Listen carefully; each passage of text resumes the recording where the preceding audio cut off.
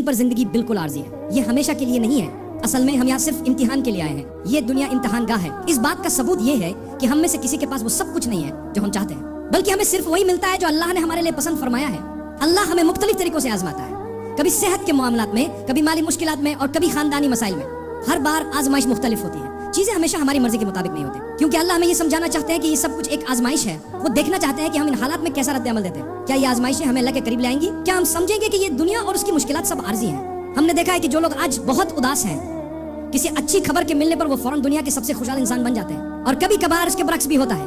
ہم نے یہ سب کچھ ہوتے ہوئے دیکھا ہے۔ یہ سب اللہ کی طرف سے ہے، وہی آپ کو خوشخبری دیتا ہے اور آپ کو بے حد خوش کرتا ہے، اور وہی آپ کو اسی آزمائش میں ڈال سکتا ہے کہ آپ کو لگتا ہے کہ سب کچھ ختم ہو گیا ہے۔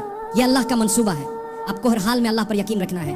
جب آپ اداس ہو تو پہلا سوال جو آپ کو خود سے پوچھنا چاہیے وہ یہ ہے کہ میرا اللہ سے تعلق کیسا ہے؟ یہ رشتہ بنیادی طور پر آپ کی نماز سے جڑا ہوا ہے۔ کیا آپ شوق اور محبت سے نماز پڑھتے ہیں؟ یہاں میں صرف باقاعدگی کی بات نہیں کر رہا کیونکہ نماز پڑھنا فرض ہے، بلکہ میں یہ پوچھ رہا ہوں کہ کیا آپ نماز کا انتظار کرتے ہیں؟ کیا آپ کو احساس ہے کہ جب آپ نماز پڑھ رہے ہیں تو آپ کس سے مخاطب ہیں؟ جب آپ 5 وقت کی نماز ادا کرتے ہیں تو ایک لمحے کے لیے رک کر سوچیں کہ آپ کیا کر رہے ہیں۔ یہ سوچ آپ کی اداسی کو ختم کر دے گی۔ بس یہ سمجھنے سے کہ آپ اپنا سر اللہ کے سامنے جھکا رہے ہیں، وہی اللہ جس نے آپ کو پیدا کیا، جو آپ کی خوشی کا مالک ہے۔ ایک دن میری بھی آنکھیں بند ہو جائیں گی جیسے اور لوگوں کی ہو چکی ہیں، اور اس وقت میں بھی اسی اللہ کے پاس واپس جاؤں گا جس کے لیے میں نے ابھی سجدہ کیا ہے۔